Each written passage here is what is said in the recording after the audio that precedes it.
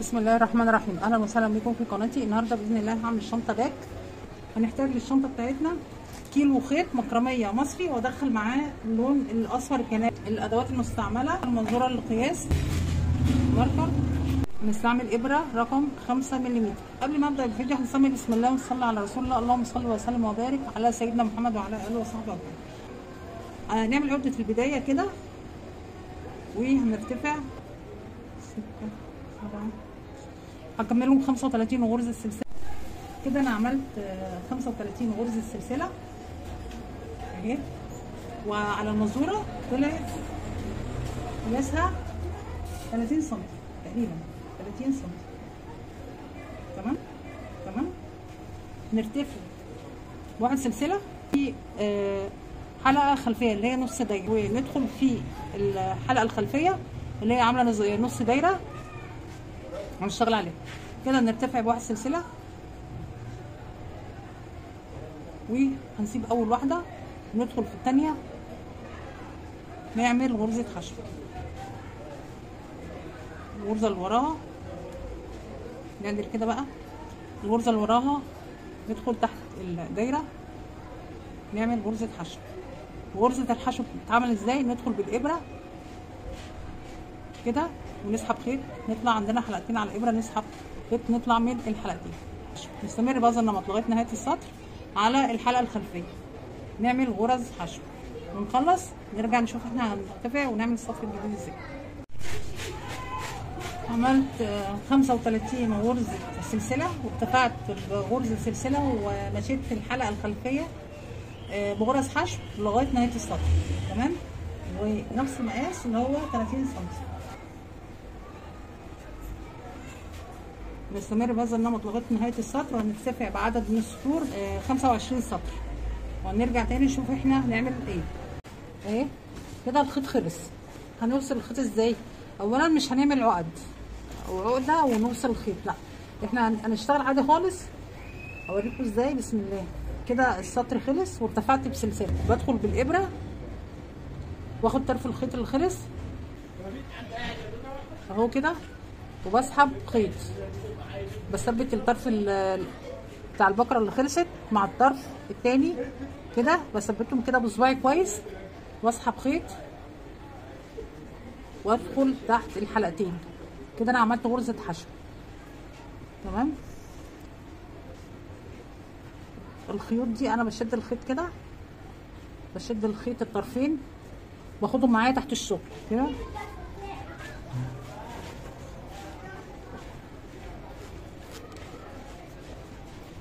طرف الخيط اهو خلاص اتبارى معايا واتثبت كويس اهو.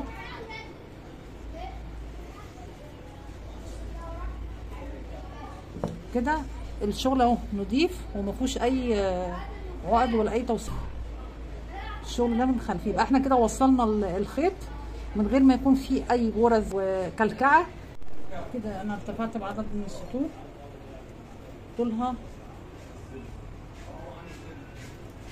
25 سم.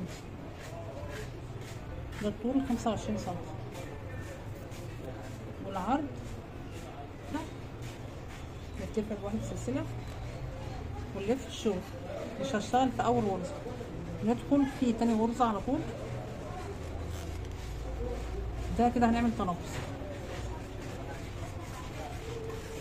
اللي بعدها غرزه حشو. احنا كده سيبنا اول غرزه ما اشتغلناش فيها. اللي بعدها غرزه حشو لغايه قبل اخر السطر. هنشوف احنا هنعمل ايه. كده وصلت لنهايه السطر، فاضل غرزتين هنعمل فيهم تناقص. ندخل كده نسحب خيط وندخل في الغرزه اللي وراها هنسحب خيط عشان يبقوا غرزه واحده. عندنا 3 حلقات على الابره اهم، نسحب خيط نطلع من 3 حلقات.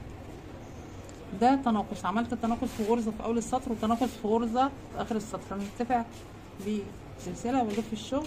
مش هشتغل في اول غرزه، ندخل في تاني غرزه على طول كده، واللي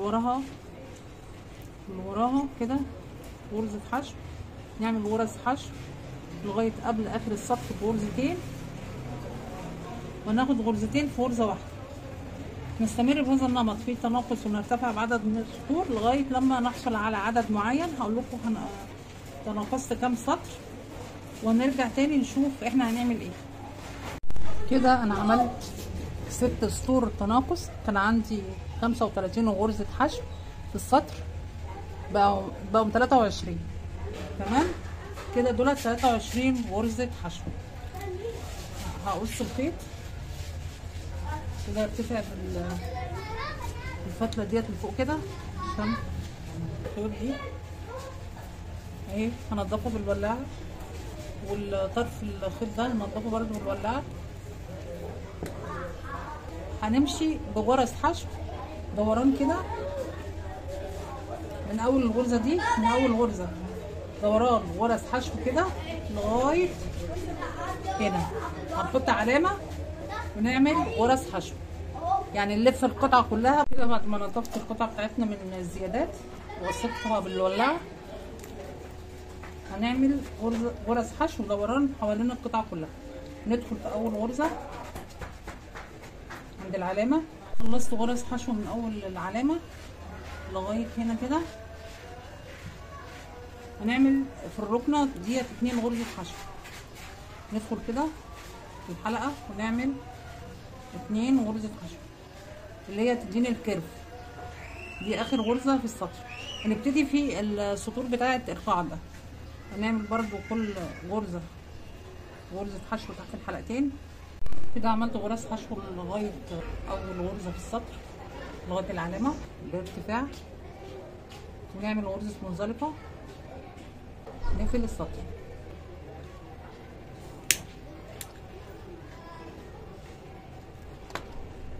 شد الخيط كده لفوق، ده الامام. تمام. هنعمل غرز حشو في الحلقه الاماميه سطر واحد. خلصت الشغل لغايه اول غرزه. سطرين غرزه حشو في الحلقه الخلفيه وسطرين غرزه حشو في الحلقه الاماميه. تمام. جاب معايا الكيرف ده كده. ارتفعت 25 غرزه سلسله اهو كده. عملت 25 غرزه حشو في الضلع الخلفي. نرتفع بيه 1 سلسله، نلف الشغل، ندخل في اول غرزه تحت الحلقتين نعمل غرزه حشو. يبقى دي اول غرزه حشو. الغرزه اللي وراها تحت الحلقتين غرزه حشو، الغرزه اللي وراها غرزه حشو. تمام لغايه نهايه السطر. تمام كده. نرتفع بعدد من السطور لغايه لما نحصل برضو على طول معين للجيب، يعني ممكن 20 سنتي طول. ونرجع تاني نشوف احنا هنعمل ايه. كده انا ارتفعت ب 14 سطر. الفتحه بتاعت السوست في الشغل، وندخل في اول غرزه نعمل غرزه حشو، والغرزه اللي وراها غرزه حشو، والغرزه اللي وراها غرزه حشو. فاحنا عملت كده 3 غرز حشو، وهنا هنعمل 3 غرز حشو في الاخر. يعني هنحط علامه نعد كده من الاخر غرزه 1 2 3. اللي في النص دولت كام غرزه؟ 19 غرزه. يبقى احنا هنعمل سلاسل 19 غرزه السلسله. 1 2 3 4 كده. انا عملت 19 غرزه السلسله. ونعمل ندخل كده بالابره ونعمل ايه؟ غرزه حشو. يبقى 19 غرزه هم نفس 19 غرزه اللي تحت مكان فتحه السوست. هنعمل هنا 3 غرز حشو في الاخر. 1 2 3. احنا كده عملنا المكان بتاع السوست. ونعمل اول 3 غرز حشو فوق ال3 وتحت 3. 1 2. جينا هنا للسلاسل هنقلبها كده في النص دايره اللي ورا. نشتغل فيه تاني غرزه نص دايره ونعمل غرز حشو لغايه لما نخلص ال 19 غرزه 19 غرزه او في السلسله. بس هنقلب السلسله كده في الدايره النص دايره اللي ورا. تمام. هنكملهم ونرجع تاني نشوف احنا هنعمل ايه.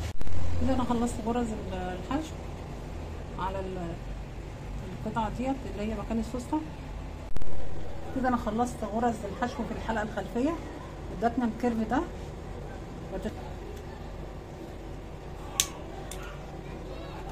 هنعمل الورده بخيط المكرميه الفرنساوي. معايا سوسته عشان ما تنسرش، هنضفها كده بالولاعه. كده خلصت السوسته اهي، ركبتها ثبتها اهي كويس. انا عندي جزئين بالاطار الاصفر، دي جزء ودي جزء، هناخد واحد منهم وده الفاصل. سطرين وغرزه حشو في الحلقه الخلفيه وسطرين وغرزه حشو في الحلقه الاماميه، ده الجزء الفاصل. وده الجيب. هنا الوش اهو مركب كده.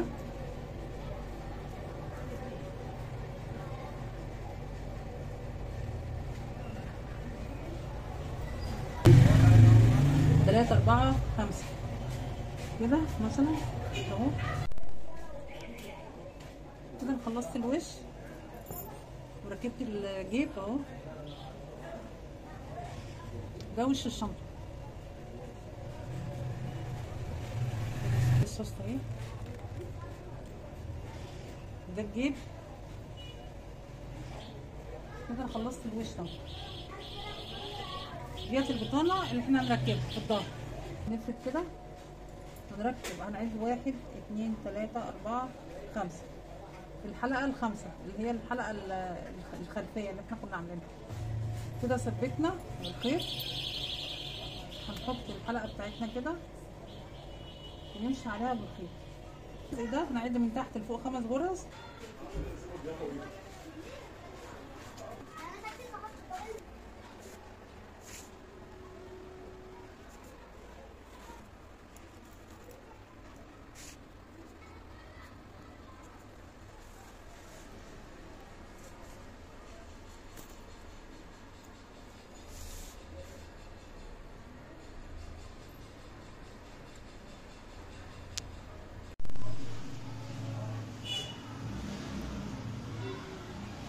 بسم الله ما شاء الله. بصي الشنطة بس مش قادرين نعمل حاجة.